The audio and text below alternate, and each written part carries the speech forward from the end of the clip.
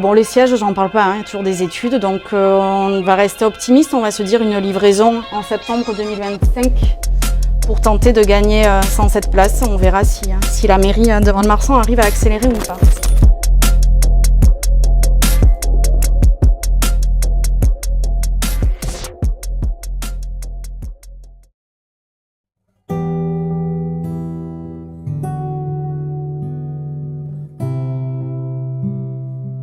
Je viens voir un match de mémoire, le premier match à l'époque, elle jouait à la Loubert, mais la Coupe d'Europe se faisait ici. Je vois un premier match, Basketland de Moscou.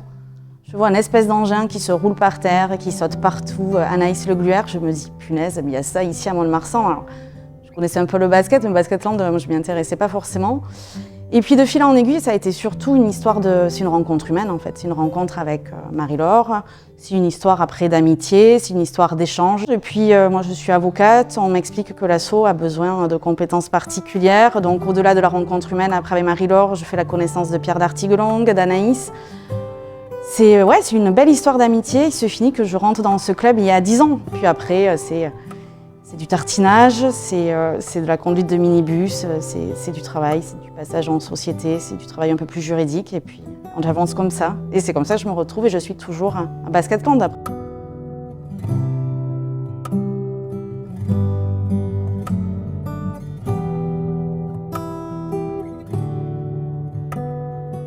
C'était pas prévu ni envisagé de mon côté déjà il y a un an. Sur des circonstances particulières. Après, finalement, ça s'est fait en douceur et dans la continuité parce que ça faisait un moment que j'étais au club, parce que je connais aussi Marie-Laure, parce que je connais son travail et parce que je sais ce qui se fait dans ce club. Donc, je dis que ça a été assez facile dans la continuité.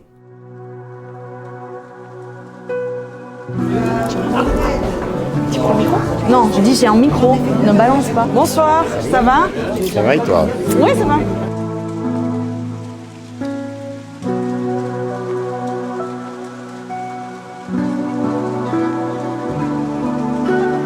On ne sait pas arriver jusque-là. Il faut être dans quoi ? Dans les 8 derniers ou 4 derniers pour être sûr de repartir ? Peut-être aller te chercher un ticket si tu ne gagnes pas la Coupe de France. Les Bourges vont pas tout gagner, on va les embêter. Putain, j'espère, ouais. Bon. Cette soirée, pour nous, était très importante. Pour plusieurs raisons. Parce que déjà, vous êtes une partie prenante à Basketland, une partie prenante à notre projet. Parce que vous êtes des partenaires fidèles et de plus en plus nombreux. On va vous inviter dans notre univers, c'est-à-dire partager en toute transparence avec vous le bilan de ce premier acte et de cette mi-saison. Le bilan économique et sportif, je pense que ça serait un bilan qui est positif, un bilan qui est rassurant sur les deux côtés. Mais un bilan qui, malgré ça, reste, moi, aujourd'hui, un peu préoccupant. Parce que sur le côté économique, je crois que nous sommes complètement sur une ligne de crête. Il n'y a plus de levier économique et c'est vraiment le point noir et c'est le point sur lequel on travaille. Et moi, ça m'inquiète. C'est au-delà de la frustration, c'est une vraie préoccupation. On ne peut pas faire plaisir à du public. On ne peut pas faire plaisir peut-être demain à un nouveau partenaire qui va arriver parce qu'on se heurte à un défaut de capacité dans l'infrastructure. Donc ça, c'est la plus grosse préoccupation à l'heure actuelle. Sinon, au niveau sportif, moi, j'ai rien à dire. C'est une belle année. Le point noir, c'est quoi ? Oui, le départ de Samantha Fruering qu'il a fallu régler en urgence. Bon, ça, une fois qu'on le met de côté, après, au niveau sportif, j'ai rien à dire. Top 8 européen, c'est magnifique, c'est énorme, c'est incroyable. Coupe de France, championnat, on est encore sur les 3 tableaux. Bon, que l'aventure continue.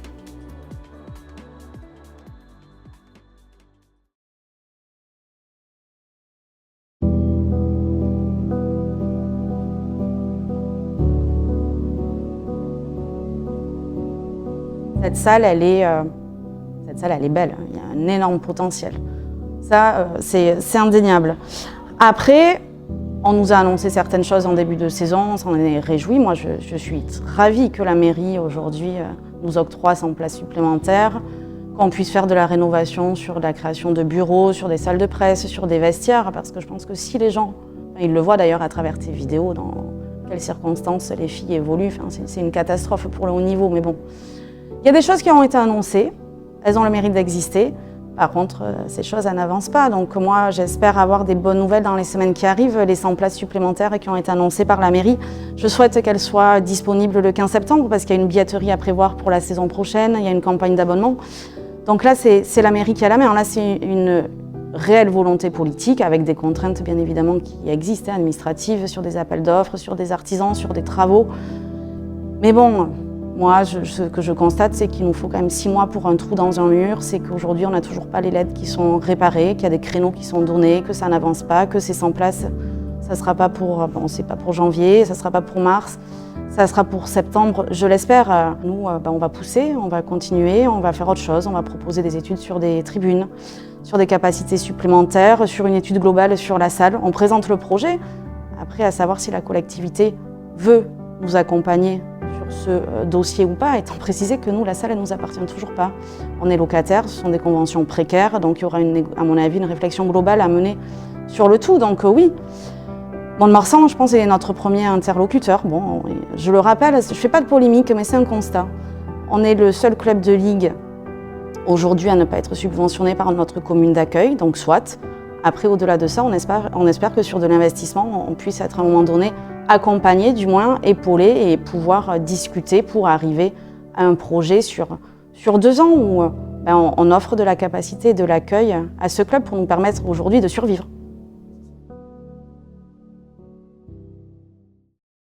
Je pense que Basketland est capable aujourd'hui à chaque occasion de transmettre les valeurs de notre territoire et de nous, de ce qu'on est.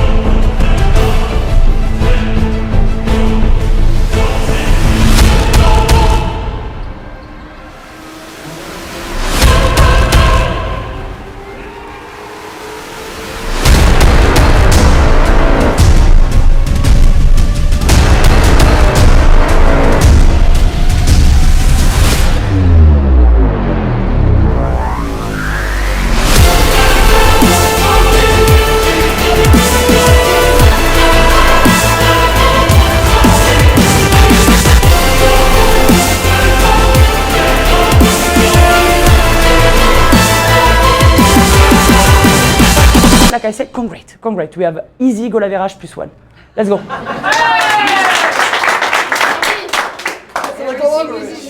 We have.